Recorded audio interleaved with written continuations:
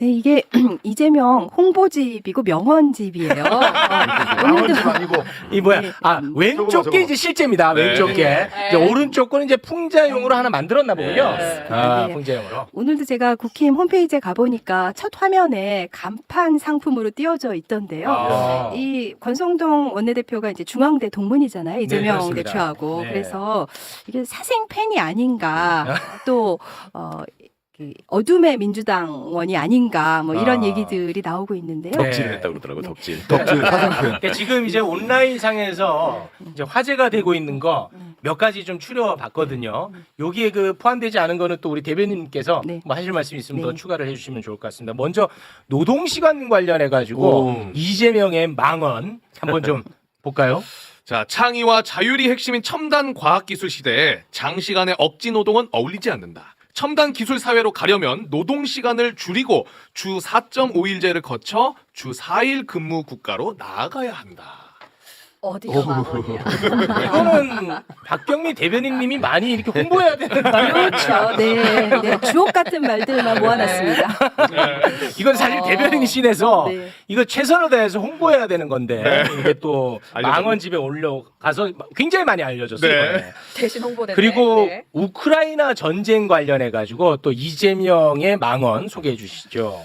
우크라이나에서 6개월 된 초보 정치인이 대통령이 되어 나토 가입을 공언하고 러시아를 자극하는 바람에 결국 충돌했다. 네. 그런데- 이게 네. 지금 뭐 러시아가 우크라이나를 침공한 거는 뭐 명백한 잘못이긴 합니다만 네. 하지만 결과론적으로는 우크라이나가 얻은 게 하나도 없고 완전 폭망했거든요. 그렇죠. 네. 그래가지고 지금 시기에 오히려 이 발언이 소환되고 있다고 아. 이재명 지지자들 위주로. 네. 근데 요거를 또 망언에 이렇게 떡하니 잊혀질 수 있는 거를 다시 한번. 다시 이렇게 소환해서 또 빛나게 해주고 있다. 뭐 이런 얘기가 있고요. 우리가 족보를 누르니 얼마나 나쁜지를 알 수가 있어요. 저 말 그대로만 전달해 주니까 좋잖아. 오히려 이재명 대표의 진위가 어디 있는지가 딱 드러나잖아. 근데 이놈들은 꼭 따가지고 비트니까. 아니 근데 이 망언집에는 여기에 대해서 아무런 의견을 단 없죠. 해설이 네, 없어요. 그러니까. 맞아요. 그대로만 네. 그냥 내보내면 아주 그냥 담백해요. 그렇죠. 착해. 네, 네.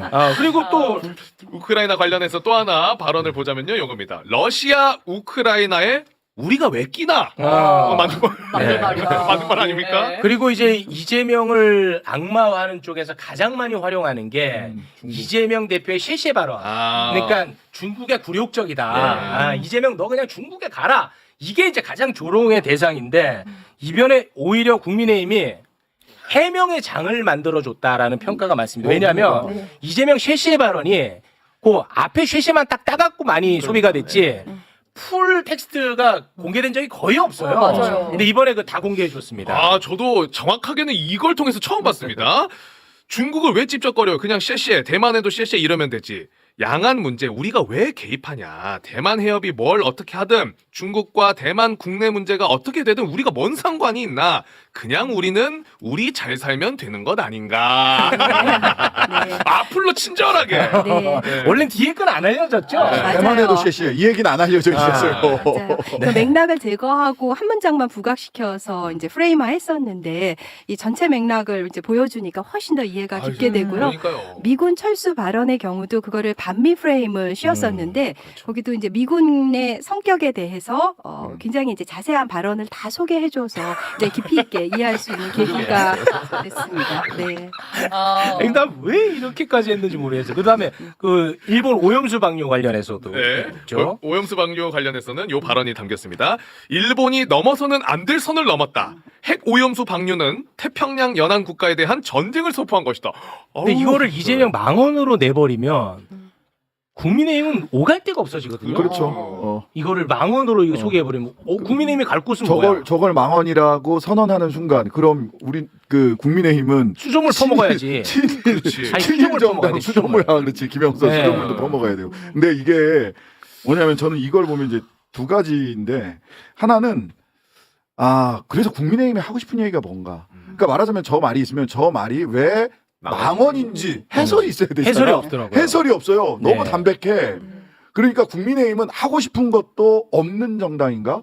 그렇죠. 또는 논평할 거리가 없는 정당인가? 음. 그냥 편견과 혐오만 부추기는 것 외에 할 수 그렇습니다. 있는 게 없는 자기 컨텐츠가 사실은 없지. 자기 컨텐츠가 없고 어떤 정치적 목표가 없는 정당인 거예요. 생존만이 목표인 정당인가라는 네. 게 하나가 있고요. 그리고 이게 2014년부터인가 발언을 쫙 모아놨더라고요. 네. 그죠? 네, 네. 2014년인가부터 옛날부터. 성남시장. 예, 성남시장 시절부터. 그러면 성남시장 시절에 이재명, 경기도지사 시절에 이재명, 당대표 이재명. 성장 과정. 그러니까 아이돌 성장자 같은 거예요. 왜 지금 보면 10년 전에 내 말이 약간 좀 유치하기도 해. 근데 저런 진심이 있었구나 거칠지만 이게 느껴지잖아요. 네. 그래서 지금의 이재명 대표가 10년 전에는 저런 말을 했지만 지금은 저런 말 할 것 같지는 않아 네. 싶은데 보면 아이돌 성장사 사생팬이 이렇게 탁 스크랩해 놓은 것 같은 느낌? 네. 팔만대장경을 이렇게 만들어놔서 민주당이 반성해야 한다라는 이야기들도 해요. 국민의힘에서 저렇게 SNS까지 공식 발언, 또 강연, 연설 이런 걸 다 모아가지고 집대성에서 아카이브를 만들었잖아요. 근데 네. 민주당은 뭐 하고 있었냐? 아니 근데 그런 만약에 얘기들이. 민주당이 이런 식으로 그랬으면- 했으면 좀 민망하지. 아니 민주당이 그랬으면 저기 뭐 그럼 뭐- 아버지 어려운 뭐 하나냐 또 이렇게 이렇게 그랬겠죠. 네. 수령님이냐, 네. 수령님이냐 이거는 나오죠.